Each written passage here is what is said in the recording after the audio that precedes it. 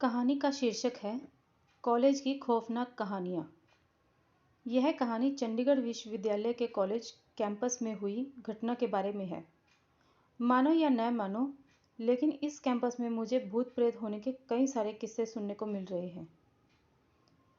इसी ही एक घटना के बारे में आज मैं आपको बताती हूँ। कॉलेज हॉस्टल के रूम नंबर 46 के एक छात्र नीरज बताते हैं कि कुछ दिन पहले एक रात को जब मैं सो रहा था तो अचानक जोर से भयानक आवाज़ें सुनाई देने लगी और उसी आवाज़ के कारण मैं जाग उठा और मैंने अपने चारों ओर देखा, लेकिन वहाँ कुछ भी नहीं था। मुझे लगा कि हवा के कारण शायद खिड़की या दरवाजे आवाज़ कर रहे हैं। वहीं पर मुझे रूम में किसी के चलने की आवाज़ भी सुनाई दी और साथ में यह भी महसूस हुआ कि कोई अपने नाखून खिड़की पर घिस रहा है। जब मैंने दूसरे दिन यह बात जांच करवाई तो मालूम पड़ा कि काफ़ी साल पहले एक छात्र अजय ने इसी रूम में आत्महत्या की थी और तब से लेकर आज तक उसकी आत्मा इसी रूम में घूम रही है और इस बात को बहुत से लोगों ने सही भी ठहराया है। ऐसी ही एक और घटना सन 1995 की उस हॉस्टल की है और इस बात की जानकारी उसी कॉलेज के एक ग्रुप ने बताई थी। अभय नामक एक विद्यार्थी था। उसने एक कुत्ते को अपने रूम में पाल रखा था, लेकिन किसी वजह से उस कुत्ते की मौत हो गई। अभय उस कुत्ते को लेकर पास के जंगल में दफनाने के लिए गया और वापस आकर अपने रूम में सो गया, पर फिर कभी उठा ही नहीं। अभय की मौत कैसे हुई वो आज भी एक रहस्य है।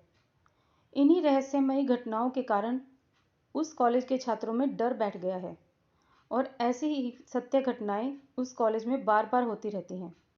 विश्वविद्यालय से करीबन 4 किलोमीटर दूर एक लेडीज़ कॉलेज है। कुछ समय पहले कॉलेज की एक विद्यार्थिन सलोनी मजाक मजाक में आत्माओं को बुलाती है। सिक्के के जरिए वो आत्मा आ तो जाती है, लेकिन 2-3 दिन तक आत्मा रूम से निकलने का नाम ही नहीं लेती। वो आत्मा कॉलेज की कई छात्राओं को बहुत ज़्यादा परेशान करती है। बाद में सलोनी उस आत्मा से माफ़ी मांगती है और वहाँ से चले जाने के लिए उसे कहती है। माफ़ी मांगने के 2-3 दिन के बाद आत्मा वहाँ से खुद ही चली जाती है, लेकिन सलोनी की इस हरकत के कारण उसे कॉलेज से निकाल दिया जाता है। एक और घटना के अनुसार एक रात को गिरिजा नाम की लड़की देर रात तक पढ़ रही थी। पढ़ते पढ़ते बहुत ज़्यादा थक जाने के कारण वो थोड़ा टहलने के लिए बाहर बगीचे में चली जाती है।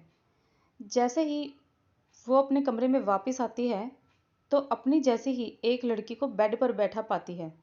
वो लड़की गिरिजा को देखकर अजीब तरह से हंस रही होती है। गिरिजा उसे देखकर बेहोश होकर गिर जाती है। अगले दिन गिरिजा सबको सारी बात बताती है और हॉस्टल छोड़कर चली जाती है।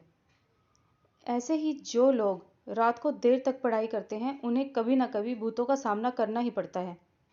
उन सभी को ऐसी अदृश्य शक्ति होने का एहसास होता ही रहता है।